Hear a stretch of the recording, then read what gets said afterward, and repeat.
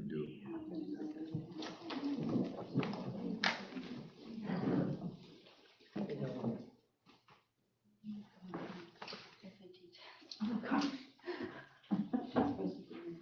Okay.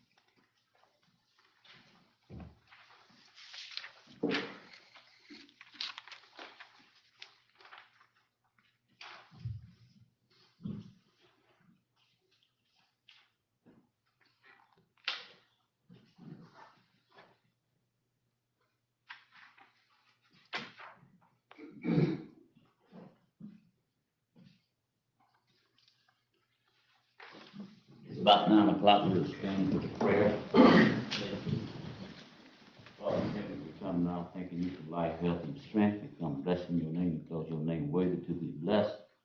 Father, we come asking you right now to protect us, and we thank you for those that stand around the country, around the world, that protect us while we sleep and while we have this liberty now. We bless you because you're the only God we've been told that could save man's life. Thank you now.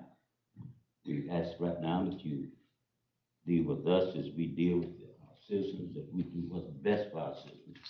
And we thank you. We love you, Father, for what you mean to us, what you've done for us, and where you brought us from. This we do ask and bless you now. In Jesus' name I pray. Amen. Amen. I pledge allegiance to the flag of the United States of America and to the republic for which it stands, one nation, under God, indivisible, with liberty and justice for all.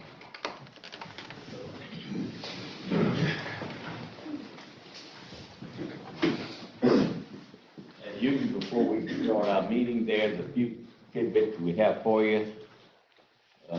There's a conference line has been set up. The number is 1917-900-1022, and the access code is 32347. And this is not a toll-free number, and you may be subject to long-distance charges according to your long-distance plan. When the chairperson opens the meeting for public comments, please follow the below instructions. The moderator will unmute your line when it's your turn to speak and notify you by announcing the last 4 digits of your telephone number. Please announce your name and address, and you will be given 3 minutes to speak to each item. Any person wishing to address the board regarding an agenda item will be given 3 minutes for comments. And a commenter may only speak once to an agenda item.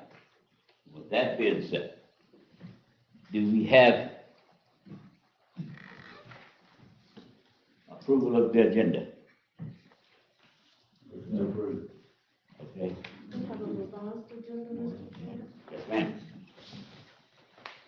The revised agenda is number 8 will be taken off and moved to number 19A.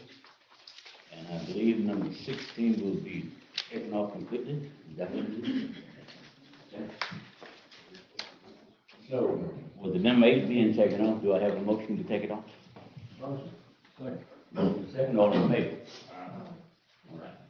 So the next thing we have on our agenda is the consent agenda. Motion to approve the consent agenda. Okay. Motion second, all in favor? Good.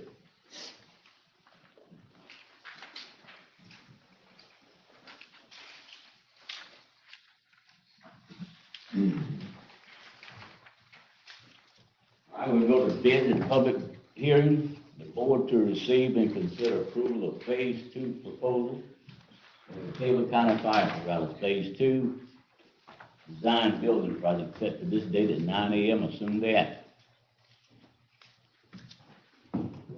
Morning. This is, as you just stated, this is phase 2. If you recall, in phase 1, we had the interested parties provide qualifications. The selection committee reviewed those, we shortlisted them. We wound up selecting 2 firms to go to the second phase, which is a hard GMP or a guaranteed maximum price proposal, which is what you should be receiving today. It should be from Ram Construction and BBI Construction Management. Okay. So we do have one for each one of those, Ram Construction.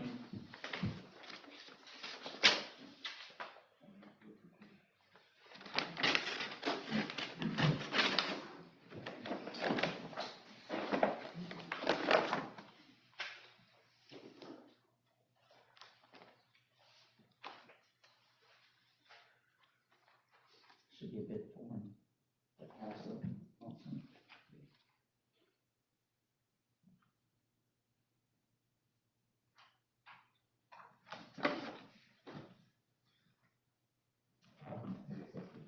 Yeah, I thought it was in the very first section.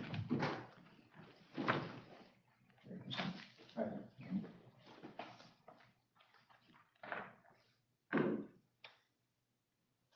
Right. Yep, $1,187,013.85.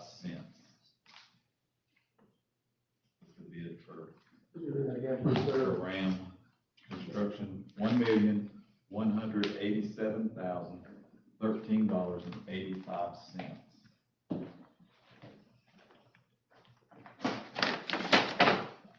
The next bid is BBI Construction Management.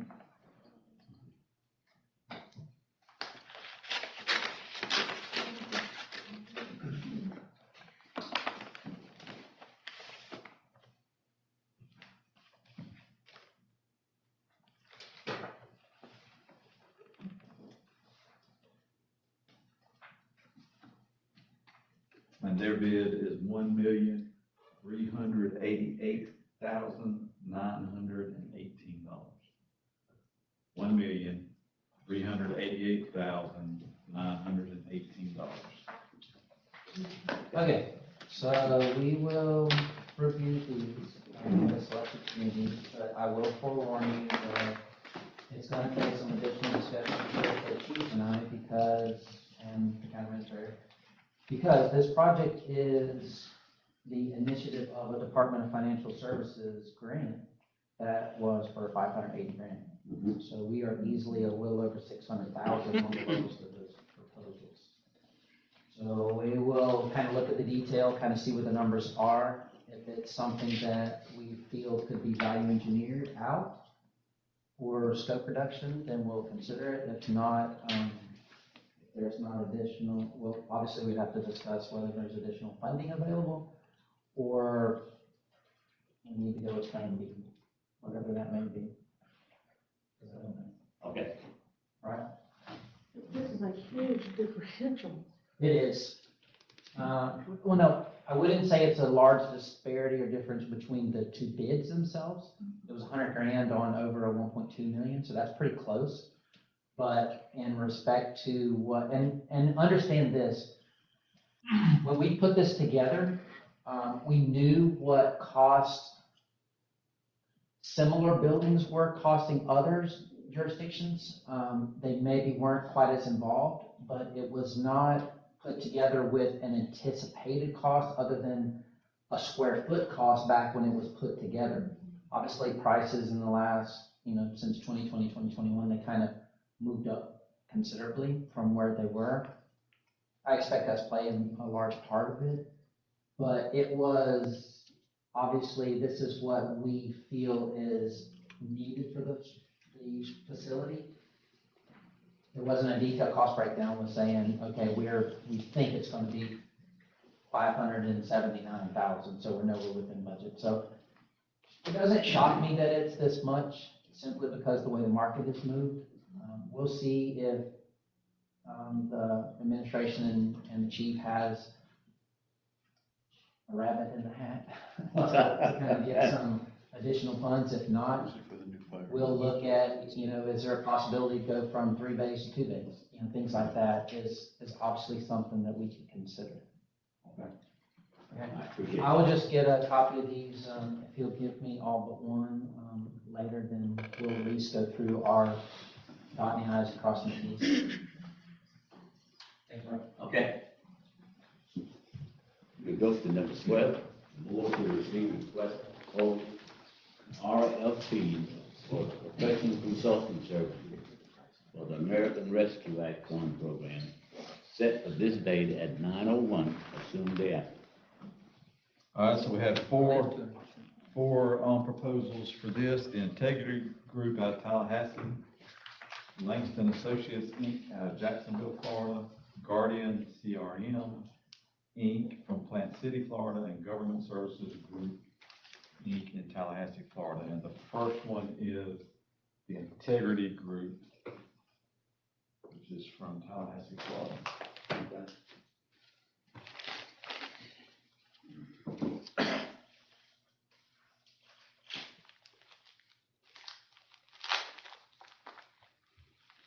Mr. Jefferson, while we're opening the proposals, I would like the bid committee to be myself, Melody Cox, and Jamie Evans.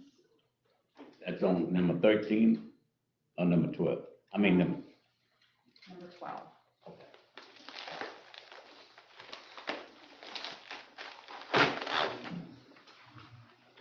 Oh, yeah.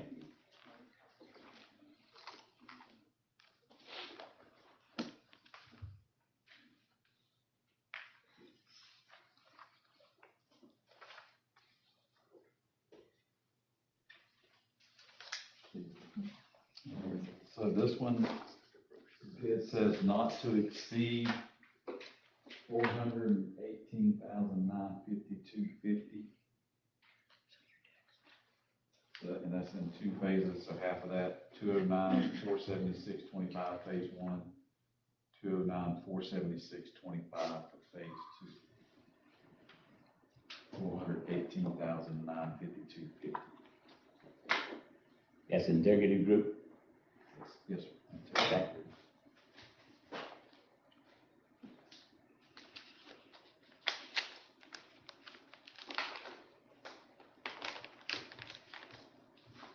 Mr. Chairman, Yes, ma'am?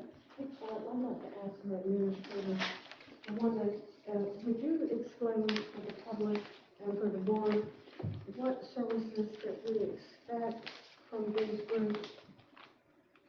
It would be administration, oversight. It would be any plan development that we need for the expenditure of these funds. It would be submitting all of the many reports that would need to be submitted. Basically, any type of oversight that we would need for these funds. These funds are generated from Treasury, so administration can be quite involved.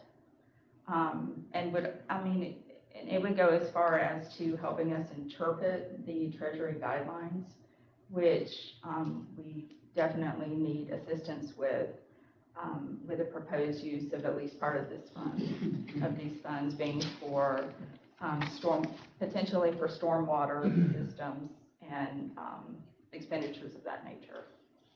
Okay, so if there are any errors, are we covered? Last time we had an error that I guess by now the counties had to cover. So, and these, did we put into any contract with them any of these that it would be covered if they make a mistake? We have not written a contract as of yet. I would need to consult with Mr. Bishop about that. Okay, you want that in there, we want that, fire protection. Okay. How much money we're talking about? This is the Restore Act money? No, sir. This is the American Rescue Plan Act funds, which is somewhere around $4 million total. $4 million. So the second bid is from Professional Consulting Services in Jacksonville. Is that Langton?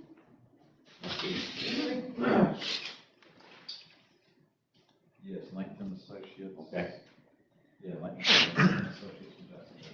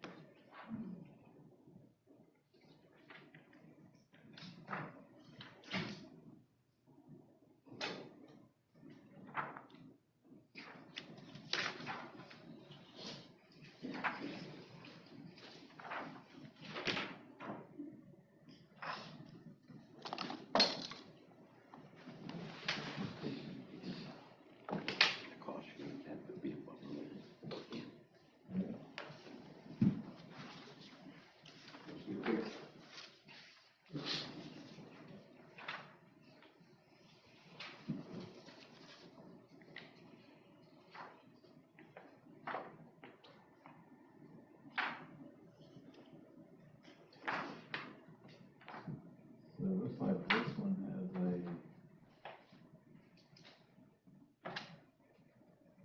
hourly rate.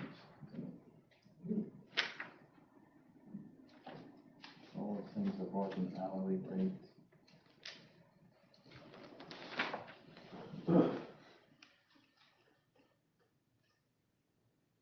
The only thing I see of this one is a hourly rate of executive consultant, hourly rate of $245, senior consultant rate of $180, research analysis rate of $145, administrative assistant rate of $95, and a clerical staff rate of $65 per hour.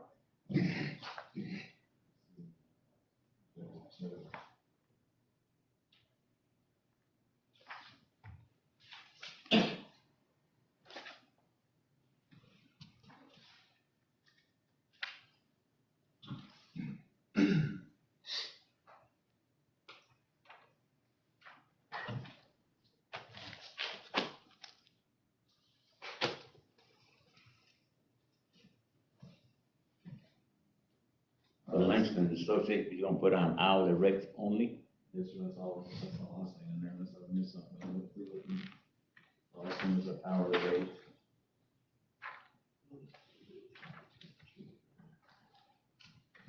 All right, so Guardian CRM in Plant City, Florida.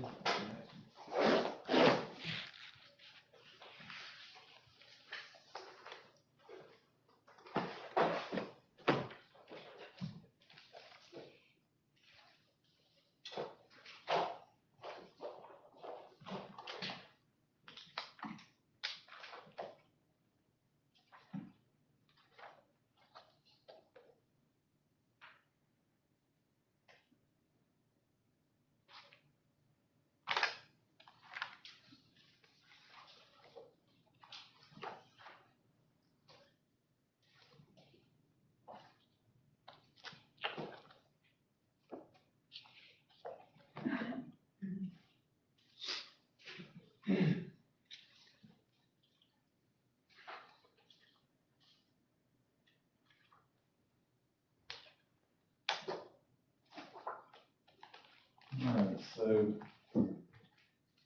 this one has a percentage. So, if the grant award is between 3 million and 5 million, it's 5%.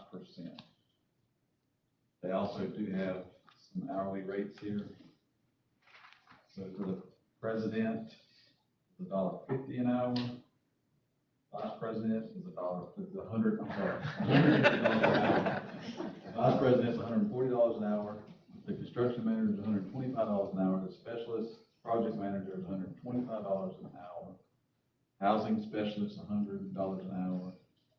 Project coordinator, $100. Program specialist, $90 an hour.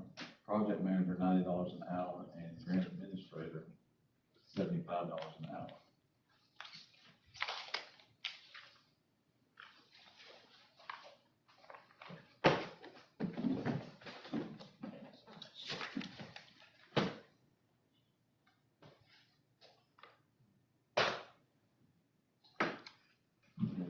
This one is Government Services Group, Tallahassee, Florida, VSG.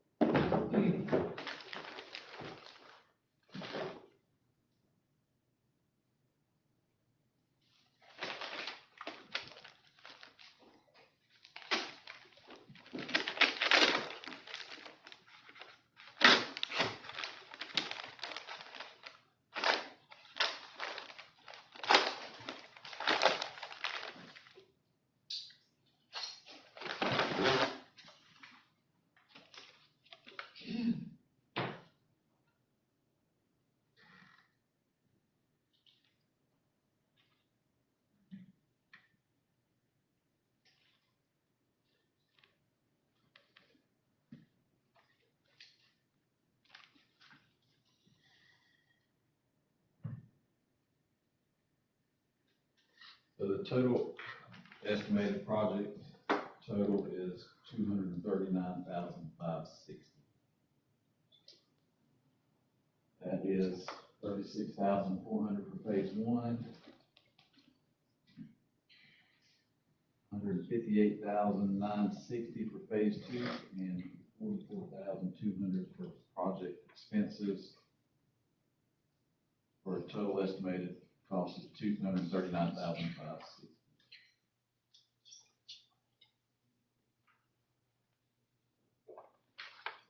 Mr. Chairperson, the selection committee will be using a weighted criteria to rank these proposals. So it will not all be based on cost. That's one consideration. So what we will do is review all the proposals, rank them according to our criteria, and bring a recommendation back to the board. Okay, who you said that was? That's myself, Jamie Evans, and Melody Cox.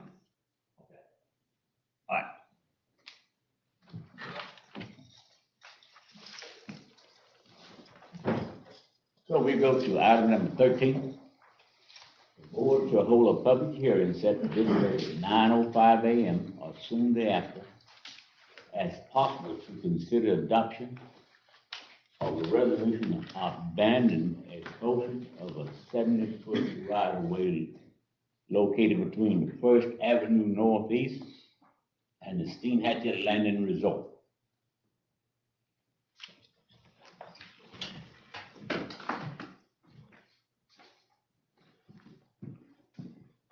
So as you read in your packets, the planning department received a right-of-way abandonment application from Leonard D. Jr. and Cindy Beth Moore in September. It was advertised, and now is the time for the public hearing. We did receive one email stating opposition, I believe, to this project, or this request, which has been handed out to each commissioner.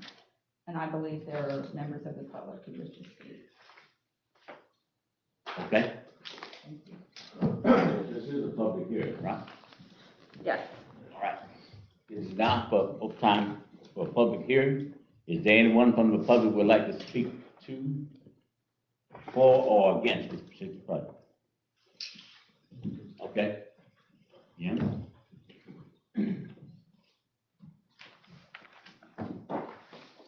Did you want to give me Commissioner Lucha? Well, thank you, Commissioners, for allowing the public to stand up for a very sensitive issue in Steenhatchee. Very sensitive. In that packet is a copy of the petition that circulated. And this is one of those petitions that didn't take a long time, kind of like the closing the road in front of Seahag. We had 435 people in 2 days. This was over about 150 folks. And it was only me really out getting them, and it was very rewarding to see that people realize that their access to the river is disappearing. Things are crazy in Steenhatchee, things are crazy in Taylor County, a lot of growth. So as we look back and years from now, and we say, wow, the people are using that ramp for canoe and kayaking like they've never done in small boat upper river travel. And now we've got people calling because people are parking in front of the driveways, up the right of ways, the nice grass. This First Avenue is pretty well kept. I happen to own 2 lots right there, one of them in the landing, and I'm totally against it. And we have a dozen folks in the landing that stepped up who are right there next to this property, across the street from it, well within 100 feet, who have voiced opposition to it. Because they know that the local folks and people in the landing use that ramp, but without parking, it'll be doomed one day because there'll be people coming to you in opposition of all the parking that's going on up that right of way. I have a letter here from the guy who is using that ramp now out of Fort White. And I wasn't aware of how many people, until we had the canoe kayak business come to town, are using that for canoe and kayaks now. I mean, I'm a pretty busy guy, and I'm always down there, and I do have lots there, but I'd like to read this to you, if you'd be patient here with me. His name is Lars Anderson. He owns Adventure Outpost. It says, Dear Taylor County Commissioners, my name is Lars Anderson. My company called Adventure Outpost is conducting kayak canoe trips down the upper Steenhatchee River frequently. We put the people in the Steenhatchee Falls and pick them up at the First Avenue ramp, which takes between 3 to 4 hours to paddle. The parking at the ramp is subject to availability, so there is a need for more parking. That I can attest to. 2 weekends ago, we had a group of 8 paddlers hire out our outpost, and afterwards we ate at one of the local restaurants.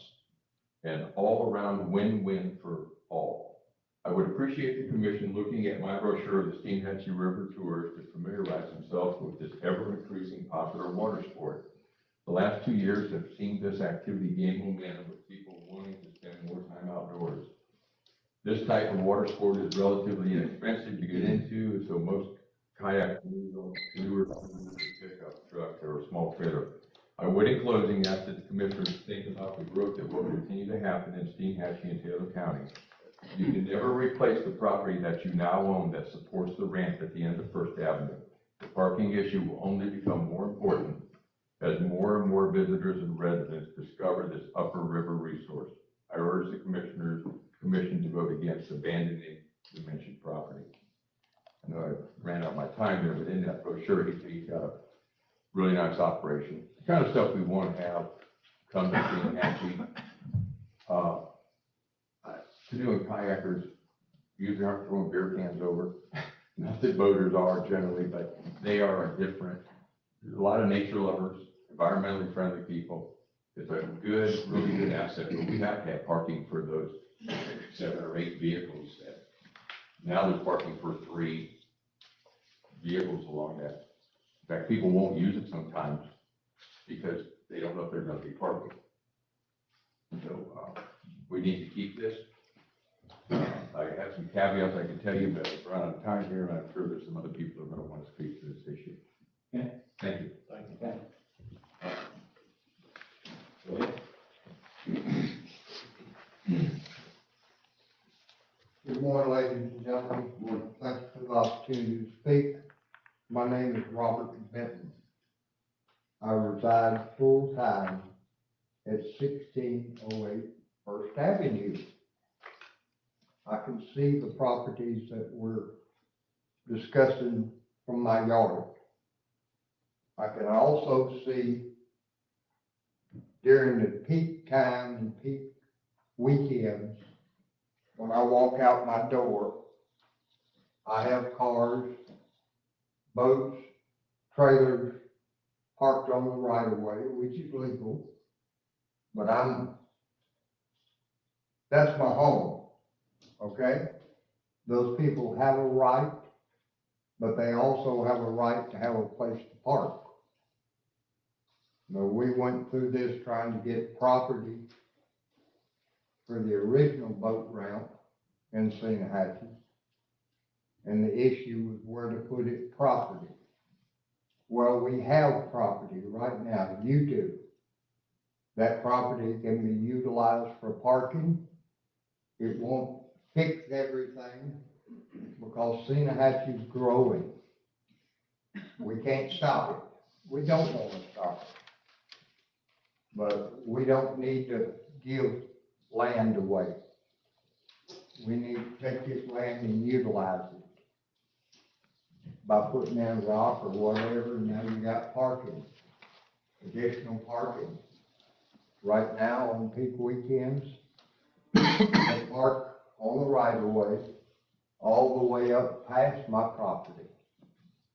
But I'm a full-time resident. We were discussing, I'm probably one of the one residents on First Avenue because of the way it's plotted out. But I'd like for you to take that into consideration, and I appreciate the opportunity to speak. Thank you. Thank you. Right. Anyone else? Good morning. My name is John Lamb. I've been in Steinhatchee for about 50 years. I appreciate y'all hearing the voice of the community this morning on this very sensitive issue. I've got a letter here from a good friend of mine. He's out of town working, but he has a business called Steinhatchee Outdoor Adventures. And basically what he does is buy canoes and kayaks for people to put them in the fall similar to the one Jim talked about. And his name's Chris Cole. I'll read his letter. Dear County Commissioners, my name is Chris Cole. My family and I recently opened a kayak canoe rental business in Steinhatchee named Steinhatchee Outdoor Adventures. When we did our research on the business opportunity for this type of reservation, we realized that this was a great opportunity for us. With kayaking and canoeing becoming an ever-increasing boating activity, it is rewarding to know that the footprint that they leave is the most environmentally friendly boating type there is. Kayaking and canoeing on the Steinhatchee, from the Steinhatchee Falls to First Avenue ramp is one of the most beautiful trips to see untouched Florida. an opinion shared by many. We opened our rental and sales business to share our beautiful community with local tourists. First Avenue ramp is critical to our business. It's located on the part of the river that has very little boat traffic.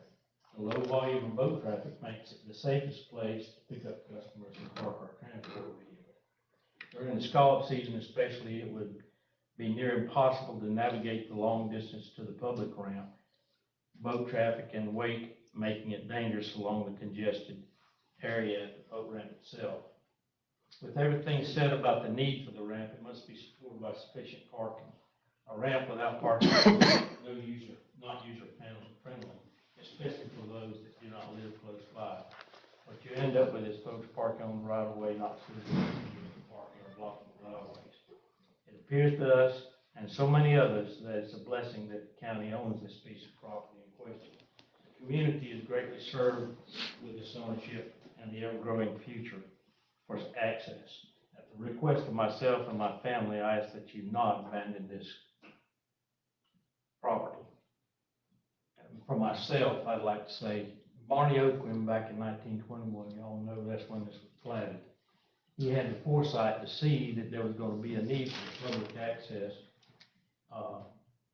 to be available to the river and to the Gulf. He designated these dead-end roads that end up in the river for public access. I hope we continue to keep them open for the public. Thank you. Okay. Anyone else to speak for? Tom?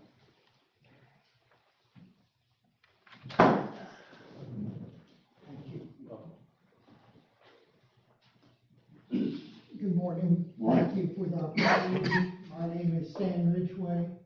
I live at 901 Riverside Avenue.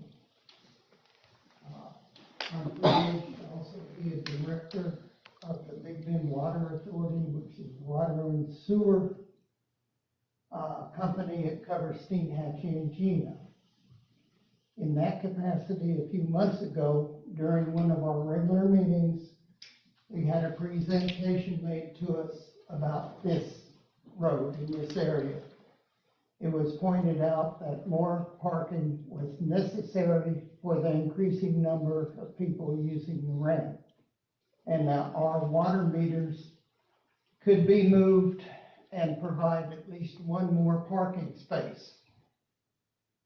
After due consideration, the directors instructed the manager to look into it and see that the meters were moved because of the community need for parking there. And during that presentation to us, it was pointed out that there were obstructions or encumbrances on that right of way that are encroaching. It was pointed out that a few months ago, the county asked the people that had these encumbrances on the right of way to remove them. And they apparently agreed to remove them.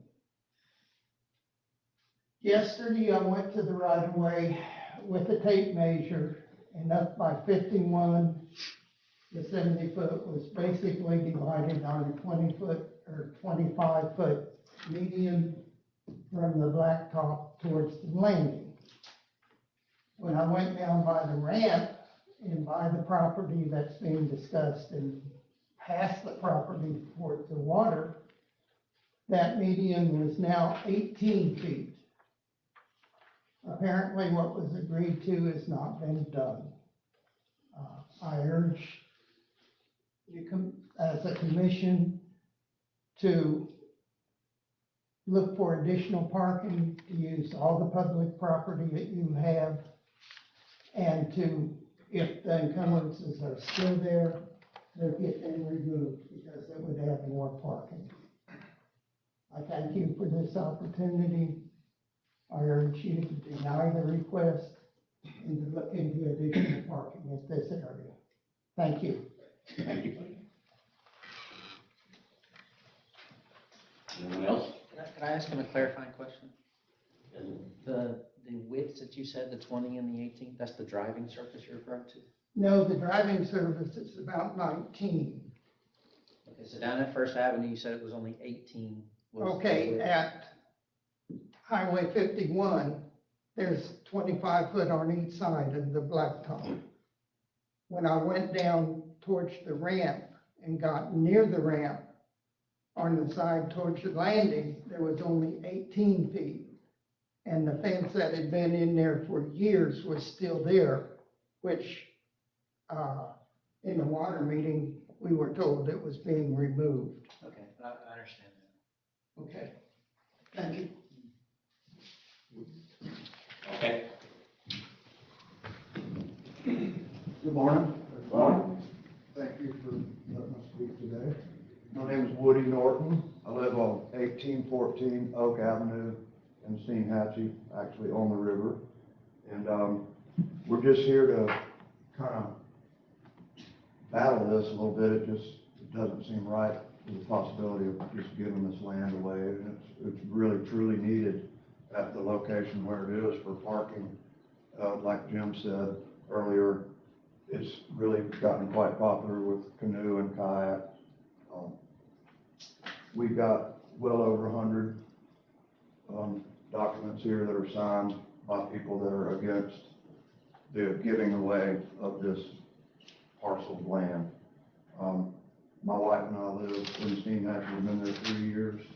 I'm vice commander for the Sons of the American Legion, and we try to be very proactive in the community to help the needy people. And that's kind of off topic, but we're motivated about keeping Steenhatchee user friendly, and I really believe that the ramp parking that we're talking about is very important.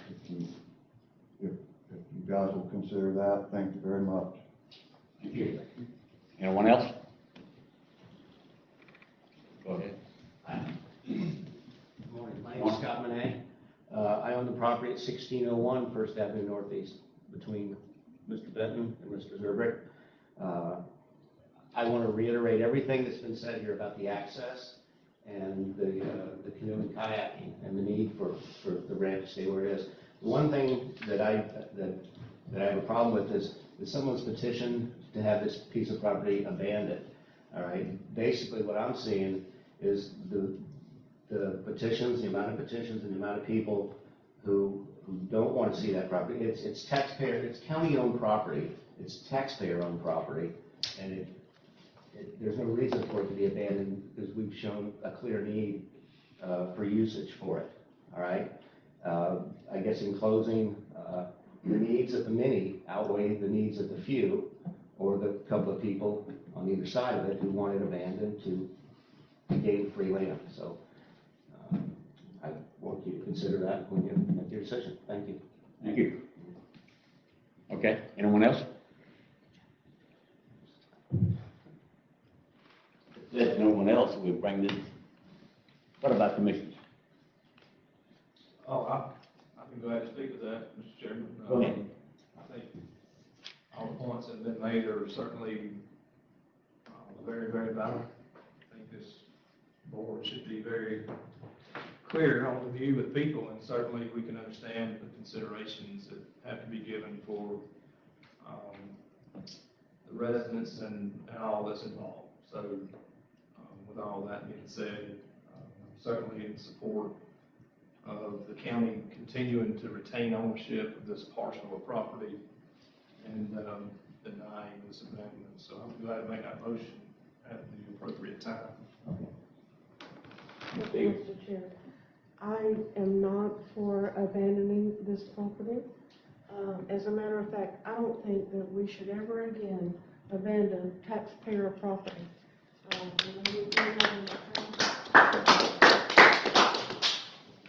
think that's something that we should never do, is abandon taxpayer property.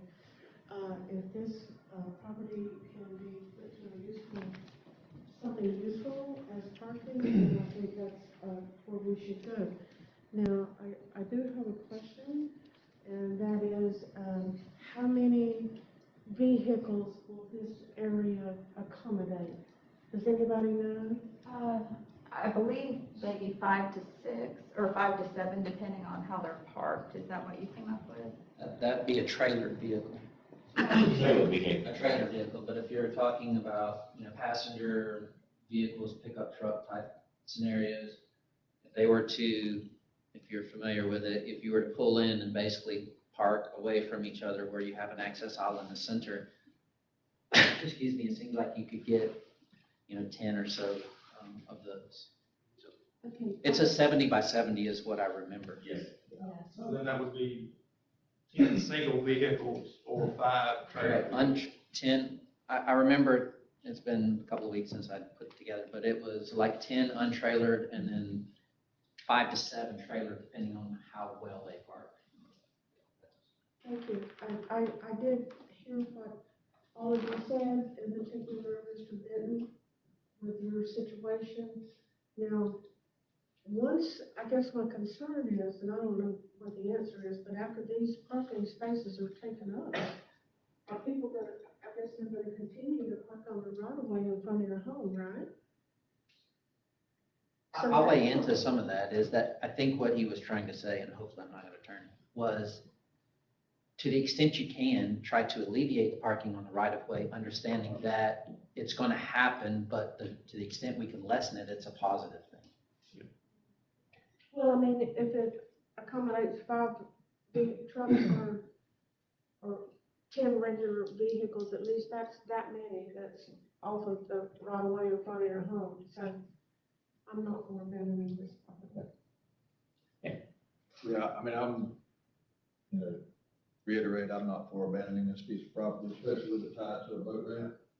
I mean, I know in the past, we've looked at other properties that there was no, form of use that we're looking at putting back on the tax roll, but I mean, I know boaters are using this, and really, it probably serves as a good entrance for emergency services. I mean, I may be speaking out of turn there, but I'm sure it's a pretty good access for these guys to be able to get our emergency boats on the river without having to wait in some of these congested areas, so I'm not for abandoning this.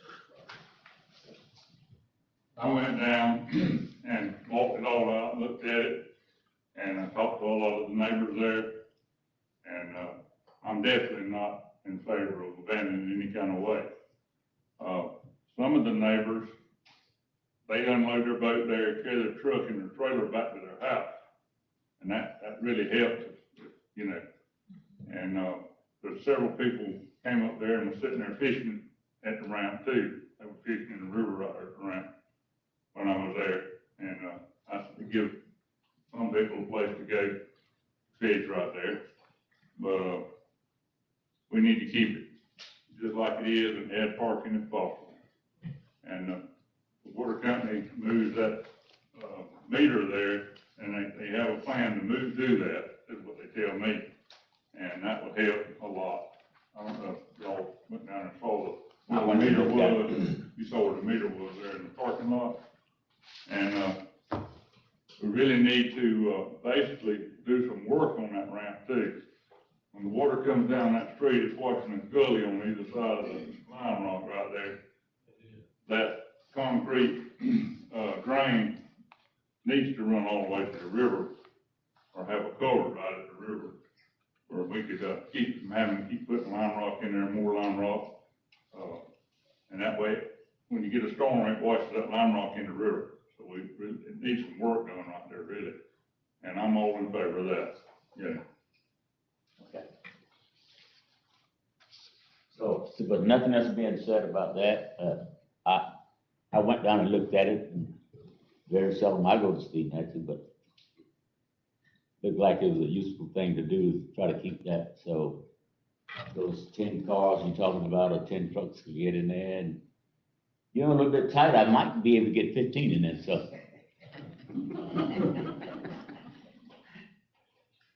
If you go to New York City, you see where those people are. Get 15 or 20 in there. So anyway, with this public hearing coming to a close, what do I hear? Make a motion to deny the abandonment. Second. Motion is second, all in favor?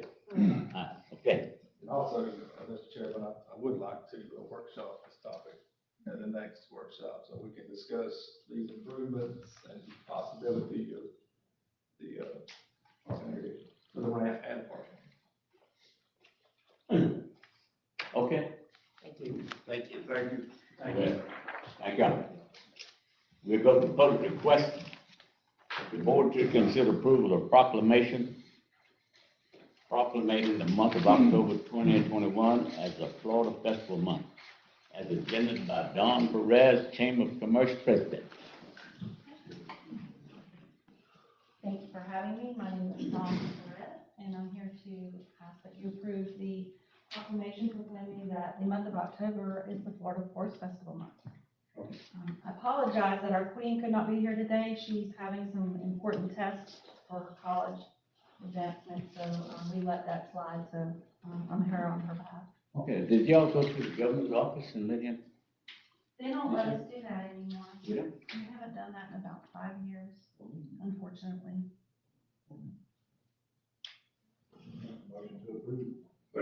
Motion second, all in favor? Aye. Denise, I think Denise will read the proclamation first. I'll make a motion that we read that proclamation. Mr. Baker.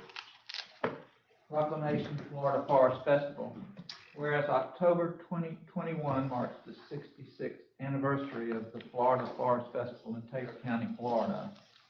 And whereas in 1956, the citizens of Taylor County, Florida decided to stage a countywide pine tree festival as an educational tool to reduce forest fires that were crippling the county's economic base, the timber industry. And whereas over the years, the festival grew and accomplished its aim so well that by 1965, Taylor County could boast the lowest fire record in the nation. And whereas in 1965, Taylor County was the top tree-producing county in the South, and then Florida Governor Hayden Burns and the Florida Cabinet proclaimed Taylor County the tree capital of the South.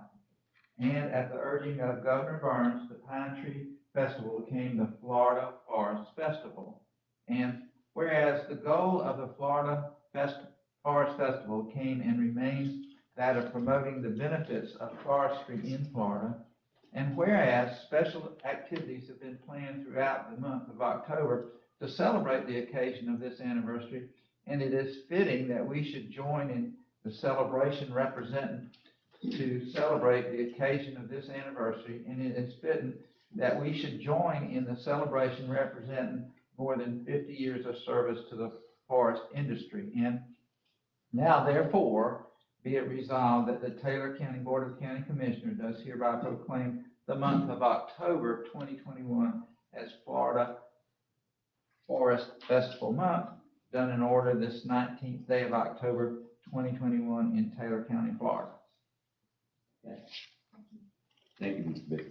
Now, Motion to approve? Second. motion second, all in favor? Aye. Okay. Yes, ma'am. I'd like to say something. Ever since I was a very young girl, our family back then went to the festival, the Pine Tree Festival at that time every year. We look forward to that event. It was a lot of fun.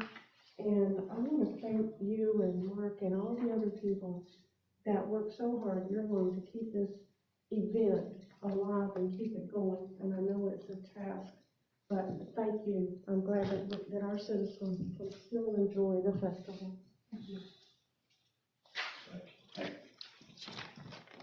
14A. Diane Lambert, Taylor County citizen, senior citizen and board of directors, to request funding consideration for the replacement of the tuba at the Taylor County Senior Citizen Center.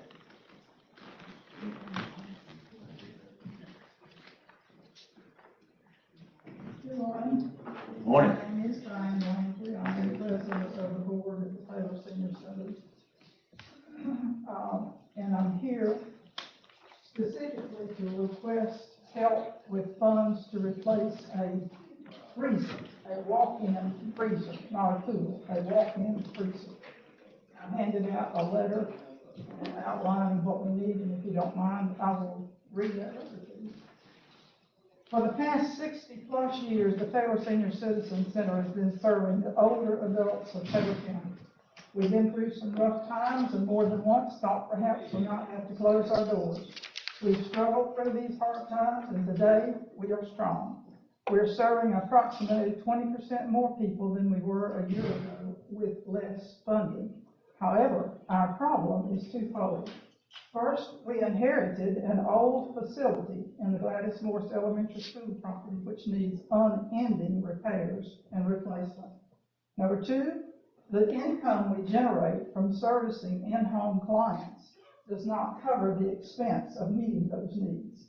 The Area Agency for Aging in North Florida, located in Tallahassee, is state-funded and provides some funds for us, but they've already warned us that these funds will be more than likely be cut this year. We also get some funds from the Federal Older Americans Act, but even with this state and federal funding, it is not enough to meet our needs. So we're asking for help from you. Our immediate need is for approximately $30,000 to replace a walk-in freezer, which would go out at any time and cause us to lose a great deal of food. The other need is for monthly or annual contributions to help us cover the shortfall we may be facing. Wages will increase to $15 an hour soon, and with more clients, we need more workers. Can you help us serve our adults? We owe them a lot. Okay, let me, say something. First, I'm on that board. Second, I'm at that age. Third, I think these people doing a good job out there. They're hard workers. They're concerned about us. You might not be there now, but if you keep living, you will get there. I don't know all the answers, and I don't think they have all the answers. They do have some good ideas, even to some that she haven't even expressed.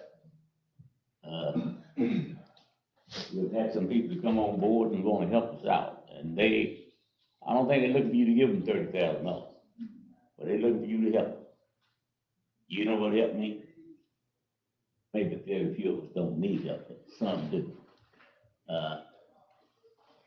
That being said, I want to hear what y'all got to say. What amount would be necessary to replace this? Around 30,000. Okay. They would come in and remove the old one and put in a new one for it. It is a walk-in freezer. We have a room dedicated for it.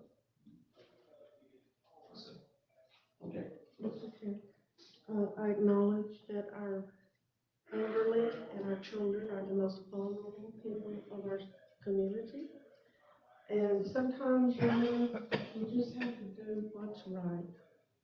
And at this point in time, I think it's right to help with this issue that you all have. I do understand that there's already been some fundraising, and I talked with someone the end of last week, and I think there will be another contribution made today and tomorrow. So what I'd like to do is see what that's gonna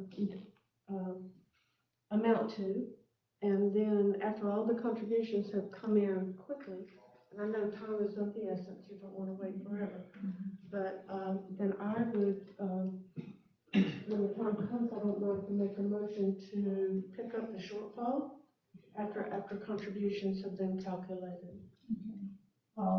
If I might respond to that, to date, we've received $7,450.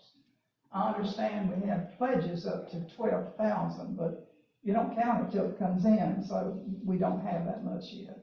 Okay, now, another question I'd like to ask, and I have read this somewhere or another, have you all reached out to your board to make personal contributions?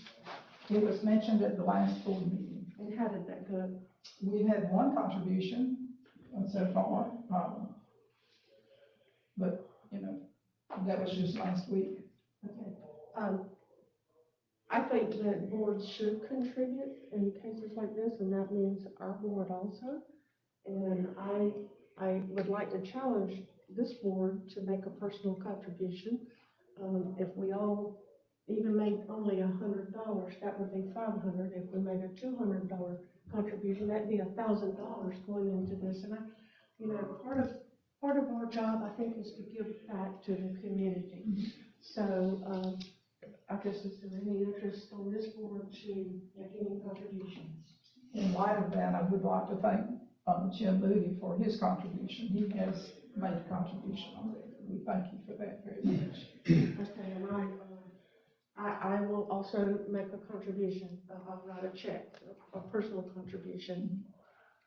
On the $12,000, would that be, would that to deduct that 12 from the 30 once you? Yes, that would be, And then it'll be at 18. Not like Commissioner Fiegel, I've got a couple of folks that's come to me in the last week. They knew about this probably before I did, I guess, that it was coming to light. So, they come to me and said that they would like to. And I'm sending this to those guys yesterday. So I'm sure there's gonna be more contributions coming as well. And I'd like to see what those totals, for sure, like Commissioner Fiegel, what those totals are to see where we end up. What the ending balance would be. I appreciate that. Our concern is that it is urgent. If that freezer goes out, we lose all of the frozen food that's in there. And that's what we use to feed our clients that we have in-home. Yeah. And so, you know, if we lose all that, and even if we could go out and buy more, where are we gonna put it? Because we don't have a freezer. So maybe, what time frame would we want to give it, a time frame before we act, like maybe to the end of this week and? If I may, you already have a workshop scheduled for the 26th, which is a week from today. Would you consider having a special meeting prior to that workshop for this issue? And then do you think a week would be sufficient? If you could maybe communicate, if Go ahead. the board is okay with this, if you maybe communicate with me the amount of the pledges or the amount of the funding that you've received, then we can, I'll be happy to bring it to the board, or you're welcome to come back, whatever's easiest. And maybe the board can consider it a week from today. Do you think that would be sufficient? Yes, I appreciate that. Diane, have you, anyone contact the city yet? No, that's next. That's next, you gonna do it next? Yes. You can do that within the week. I hope so. Yes, ma'am. Yeah. And then that way, if we had a special meeting, We have a meeting on the 26th. that morning, No, I can double check with the city and see where the next meeting is. It may be at the same time. I'd like to ask another question. Have you thought about a backup plan, say if the freezer went out today or tomorrow? Would there maybe the school or somebody be able to accommodate and keep your food until arrangements could be made? Well, I talked with another board member and they suggested that we might get a truck from like Bassett's Dairy or somewhere that's, you know, could. They rent coolers that you can get brought in on the trailer, Yeah. and, But it is a freezer, it's not a refrigerator, it is yeah, a freezer. right, So, right. you know, They make them that you can rent. we really, you need it. So if it quits, that would be, you know, you might want to go ahead and contact some of the rental groups, and knowing that you can find one that they could bring, and what is it cost and that kind of thing. To bring in, you know, and set it up for you in case that one did quit, you know. It's also, a hazard because the workers have to go in there and knock the ice off of it's freezing up and the floor's wet and it's just a hazard, so. So is that fair to you that, let's look at maybe getting the numbers together before our workshop and have a special meeting Yes, right before our workshop? yes, that's fine. And we can talk to the city and then we see what the contributions from the public may be, Right, and then we can see where we need to act from there. yes. Go ahead. Go ahead. Well, if I had, and I, you know, not knowing what the, you know, balance may, I'm not sure what the balance may be, but it just may be something that the city and us could split in half, you know, once we see what that is. I think that's a really good idea. Now, obviously, you all have looked at where you can purchase this freezer. Yeah, we have one quote. Are in the process of getting two others, just to make sure that, the problem is getting it here. The delivery time is what? Yes, we don't know. We have a cooler, our cooler was going out too, same problem, icing up. And we had the funding for that, it's much less. And we ordered that, I think it was 4 months ago. We still don't have it. So, you know, we're doing the best we can, but, it's a problem right now with the shipping the way it is, or manufacturing. Okay, and I don't know, let me just ask the question. Luana, is there any way that the county could help them actually purchase this? Would we get a better deal somewhere, or? State contract? County contract? Or whatever, I mean, is there another way to get it a little bit, a better deal? I don't know that there is. Okay. I mean, I'll be happy to look at the specifications and we can reach out and see. But as far as, timelines, you know, we're running into the same type of issues with supply chain problems. And, you know, we've had very long wait times, especially for vehicles. Now, I don't know if we would run into the same situation with something like a freezer. Mhm. But, I mean, we'll be happy to check and see if there's any type of state contract for this particular item. Thank you. And Diane, if I could recommend, I would talk to Paul Dahl and just see if there's any school that may have freezer space, or maybe more than one school, because time you rent this stuff, you're gonna have to spend money that you don't have, basically. And if they've got, enough of capacity to loan you a little space, then try to go that route. Or the hospital, or anybody that may have, you know, large freezers. Those are good suggestions, thank you. Mr. Chairperson, if I could ask one more question. Ms. Landry, would you give us, if someone wants to make a donation, can you tell us how to do that? Okay, it's in the letter. Oh, no, I guess it's not. But they can send it to the senior citizens, the address and all is on the letterhead. So they you're should mail accepting it out checks to the on Taylor those? Senior Okay. Citizen Center and, yeah. And it's, I believe, And the pledge especially toward the yes, freezer. yes, mark it toward the freezer, yes. Okay, so to sum everything up, we're gonna revisit this. We're gonna wait till the end of the week for pledges and contributions. And then we're gonna call a special meeting, or we're gonna wait till Tuesday for the workshop? What do we The want? workshop. Before the workshop, we're gonna have a special meeting, right? If that's the pleasure of the On board, Tuesday. we can schedule it on Tuesday prior, you know, to the workshop, and then have the workshop following the special meeting. Okay, so I'd like to make a motion that we provide assistance with purchasing a freezer for the senior center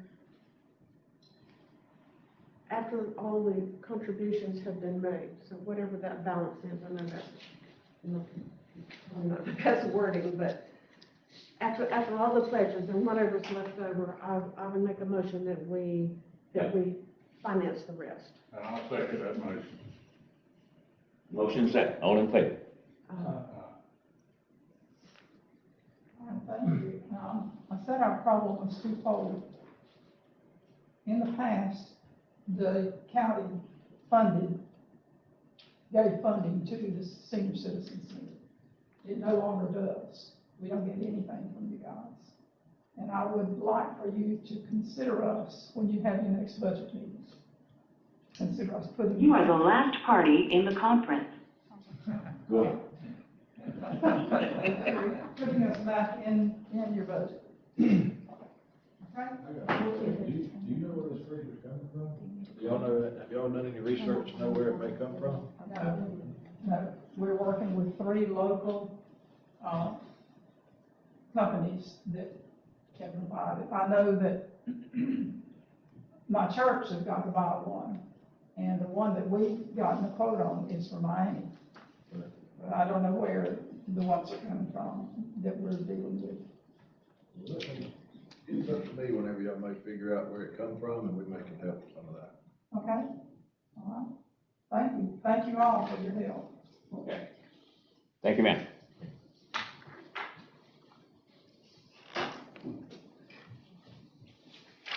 Constitutional officers and other governmental meetings. Board should consider reappointment of one member to the Taylor County Development Authority, TCDA Board, as requested by the TCDA. The TCDA has requested the reappointment of Mr. John Singer to the TCDA Board of Directors. The appointment expired in May 2021, and he does wish to remain on the board. Motion to reappoint Mr. John Singer. Motion second, all in favor?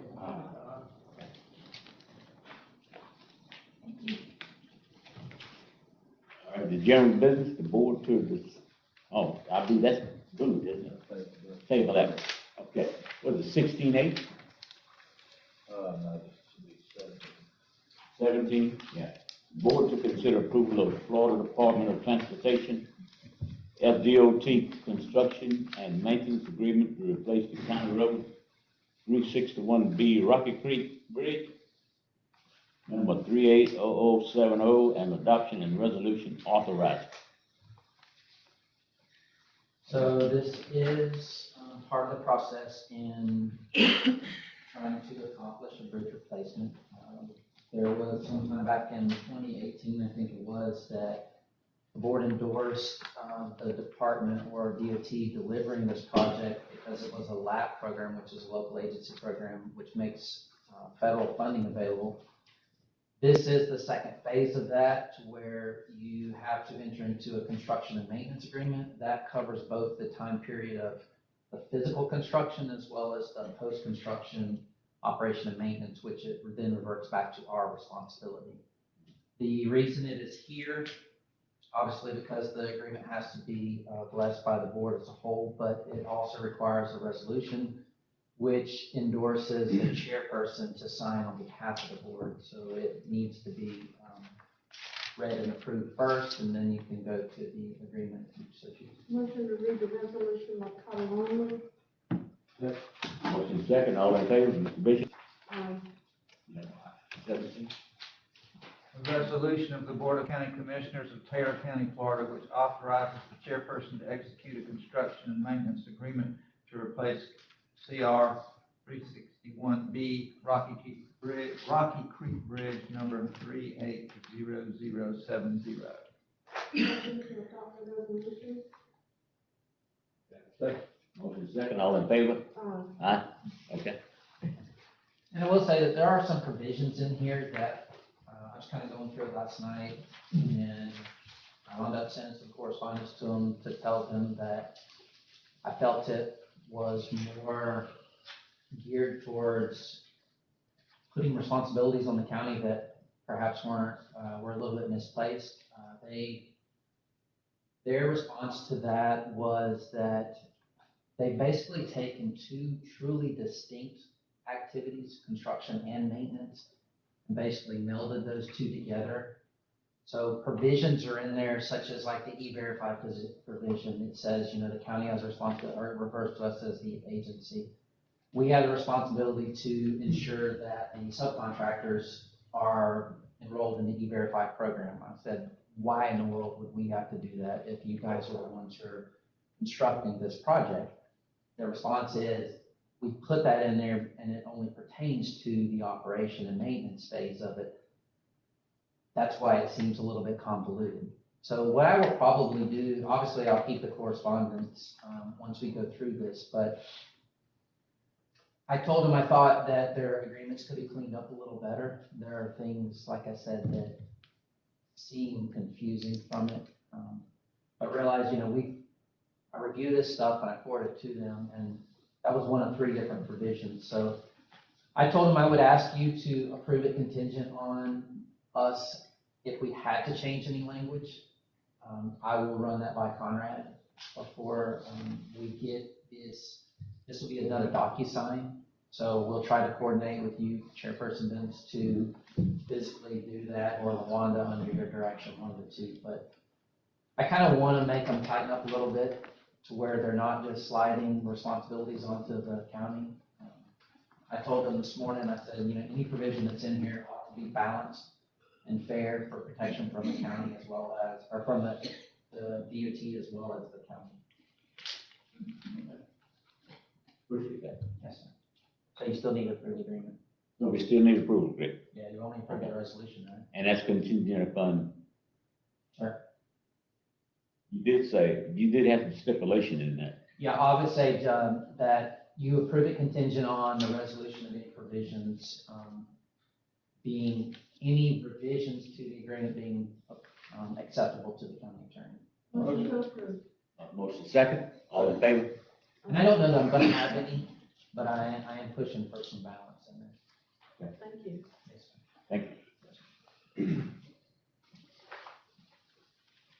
All right, we go to 18, the board to consider approval of the state of Florida Department of Economic Opportunity, Small Cities Community Development Block Grant, CDBG sub-grant agreement. Go ahead. Good morning. Morning. Seca County has been awarded the CDBG grant by DEO for housing rehabilitation for $750,000. So we just need to approve the grant agreement, and we also include a $50,000 match with SHIP funds that we've set aside for this. Motion to approve. Motion second, all in favor? Mr. Grant, Mr. Bishop? Mr. Grant? Did y'all read the letter that I sent in about this? Okay, I just wanted everybody to be aware, it's, again, when you get these grants, they roughshod you with regard to their agreements. You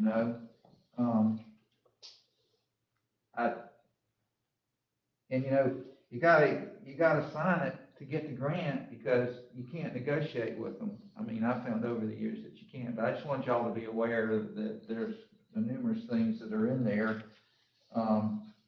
And staff needs to really read paragraph number 6, okay? And what happens if there's a default in the remedies, that are available to the, to them. So they have sole discretion. So I only hit the highlights in the agreement, but I just want y'all to be aware of those things. And y'all all already are, but I just thought it was a good idea to, How many houses do you think you could rehab with that kind of money? Well, they normally try to do around 11, but because construction prices have dramatically increased, we will just have to see what the bids come in as, and if we only do rehabs as opposed to demo and new construction. This grant, we can demo mobile homes, so those are eligible for demolition only, not rehabilitation. Okay. And that's unincorporated, I mean, the county. Outside the city limits. Okay. Did we have a motion on that? We already. We voted, okay, appreciate it.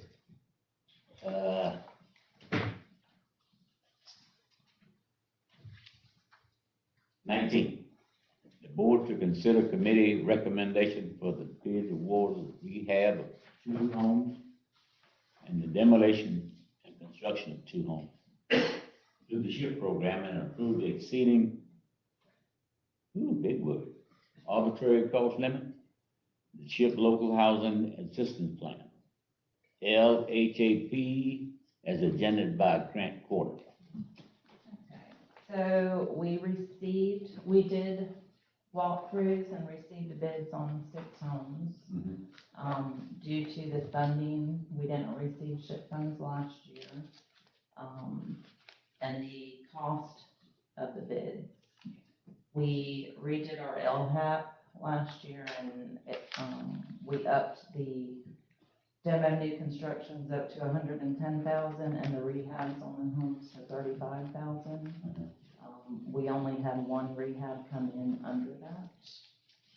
The other rehab exceeded it by 10,000, and then we had all four of our demo new constructions were over the 110.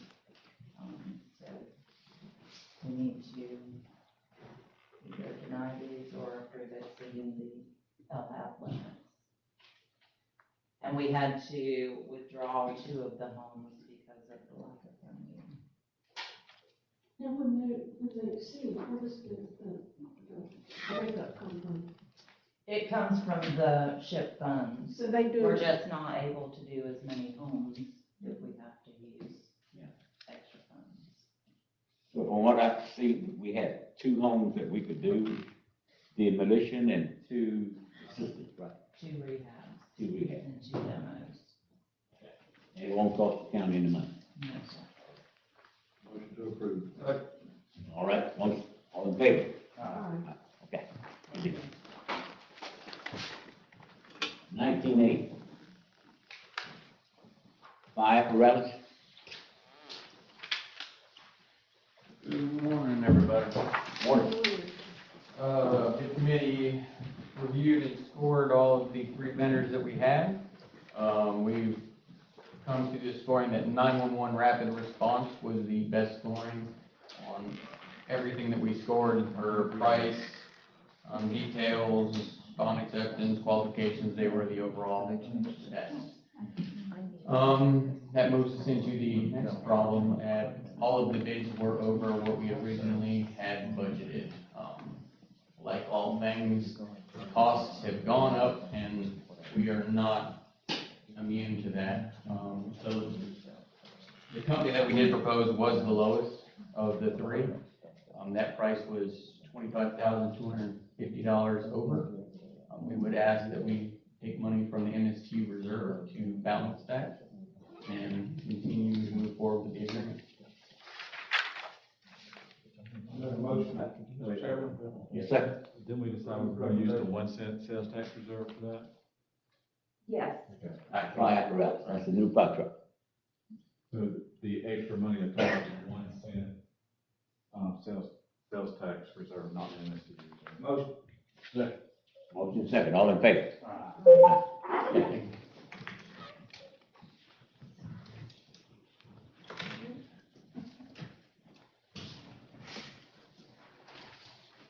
Mr. Bishop. The county attorney to discuss notice from the attorney general in the state of Florida with regard to national opioid settlement. I want to back up a sec, okay? Okay. And while y'all were talking, administrator brought me the agreement on the fire doings. So they were pretty slick. The county administrator caught it, and of course I had it marked here too, with regard to 6.13 in this agreement. The agreement said form selection. Listen to this. Purchaser and seller irrevocably agree that all actions or proceedings in any way, manner, or respect arising out of or from or related to this agreement shall be litigated only in federal or state court having situs within Taylor County, Florida. Whoa, stop. So they changed it pursuant to our county administrator, and I was going to tell y'all about it. It should read, form selection, purchaser and seller irrevocably agree that all actions or proceedings in any way, manner, or respect arising out of or from or related to this agreement shall be litigated only in Taylor County. And put in there state court. Okay? State court. Okay, so it won't be done in. We ain't going to federal court if we can help it. Okay? You know, and all these other agreements, you know, they waive jury trials, which I don't like, and so forth and so on. And I acquiesce in some things, but with respect to this, I never recommend that we just say, okay, we're going to go to federal court. You know, if we can stay in our court system, it's easier, cheaper, and you get a better result. Just to clarify, so You would like the wording to say, shall be litigated only in state court within Taylor County, Florida? Mm-hmm. Mm-hmm. Oh, In Taylor County, Florida, yes, sir. Okay. And we can make that, We can do it. yeah. Okay. I'm off my soapbox now.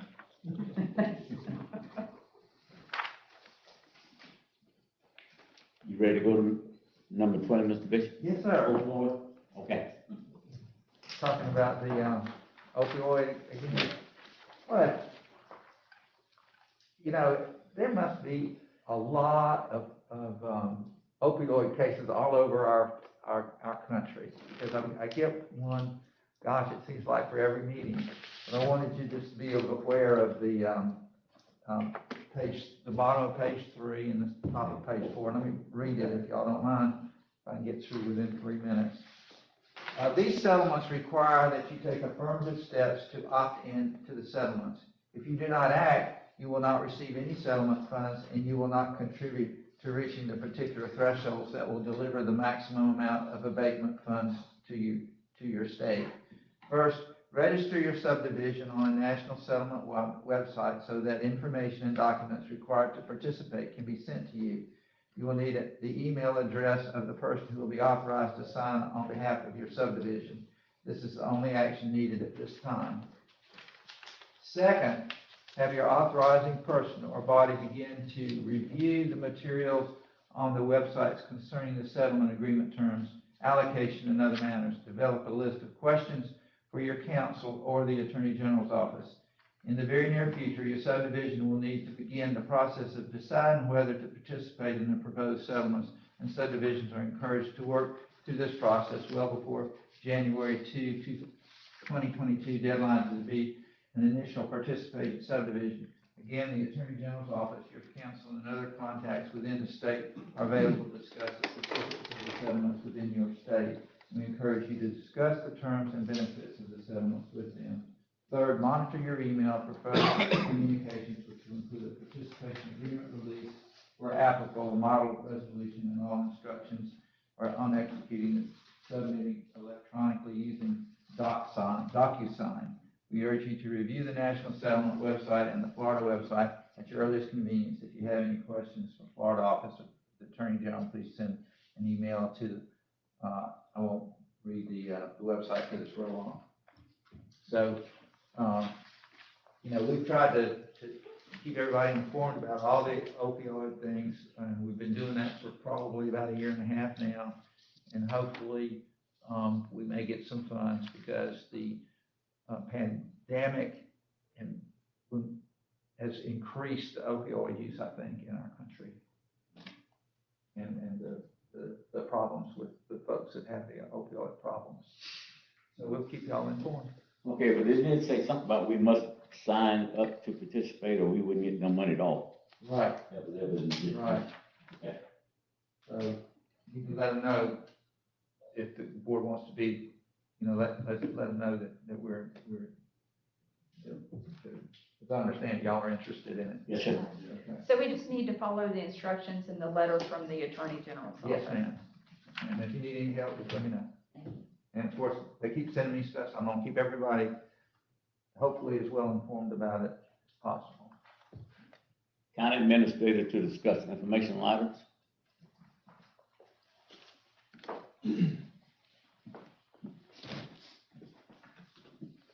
Just some housekeeping items. I did just receive verification from the city that their next meeting is on October 26th.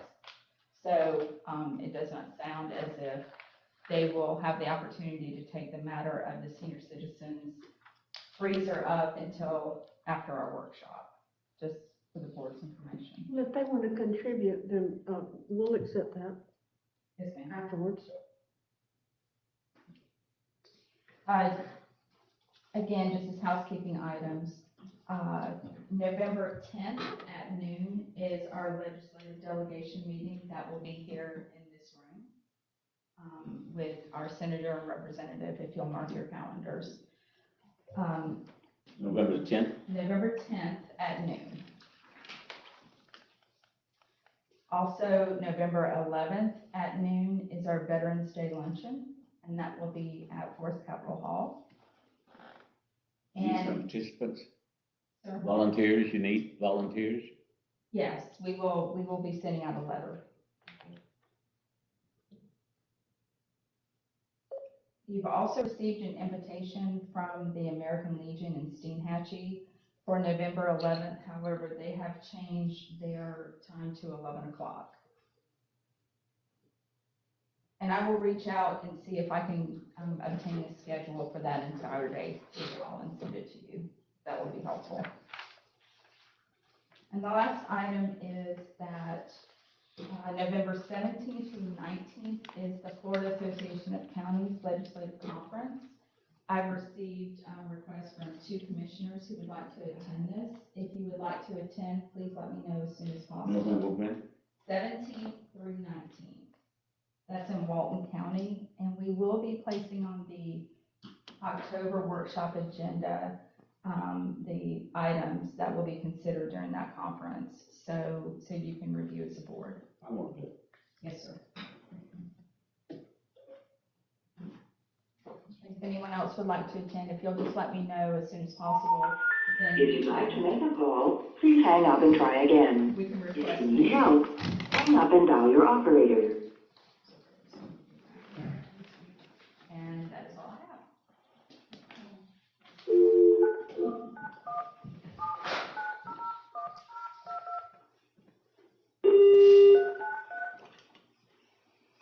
We're pleased.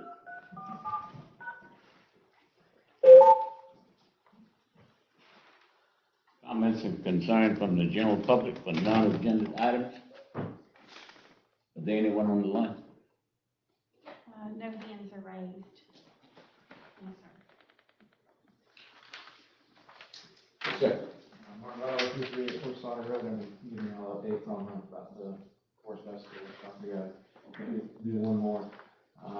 Things kick off Wednesday with the carnival will be open, each day, through Saturday. If you want pre-sale tickets for $15, and you buy at the chamber through the close of business at the chamber tomorrow. After that, at the gate. Thursday night will be the fireworks at 8 o'clock. Friday will be our downtown events, including the Straight Your Mud, the Kids Parade, and the Kids Fun Run. In reverse order, as I just said, Kids Fun Run, Kids Parade, Straight Your Mud. Saturday morning, the King Tree Parade. I'm trying to get the word out, it will be a half hour earlier than usual, it's 9:30. It was a victim of its own success. It was getting hard to get everyone to the park in time for the opening ceremony, so we pushed it back by 30 minutes, a little bit of congestion. Just about everything that you would normally expect for Festival Day will be out there. We'll have live music on the Works Artistry Fish Fry at 12 o'clock, arts and crafts, heavy equipment show, military vehicle show, which continues to grow. I know that we're having at least over 40 in the parade and probably even more than that now at the park. All this will be in a special edition in tomorrow's Take Your Times. Shameless plug there. But I will say with the military vehicles, we have I think it's either a tank or a tank destroyer. I'm honestly blanking at the moment. That participated in the Battle of the Bulge in World War II will be part of this display. So there's all kinds of things out there. I'm also pleased to say that we have partnered with the Florida Department of Health in Taylor County. We will be having a vaccination clinic inside Florida Capitol Hall Saturday for those that want to participate in that, hopefully to help. They're going to be out there. Hopefully we can get some more people vaccinated. Okay. So hopefully everyone come out and have a good time. Ironically, the only thing that will be indoors will be the vaccination clinic. Everything else is outdoors, so we're hoping everyone can be safe and enjoy a good time. Thank you.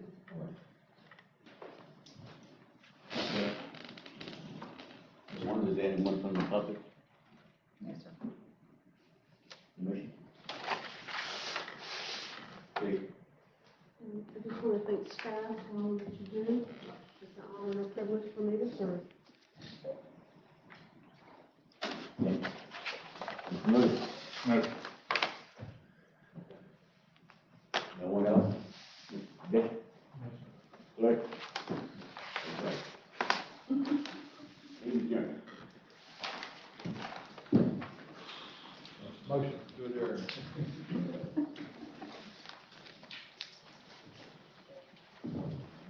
are the last party in the conference.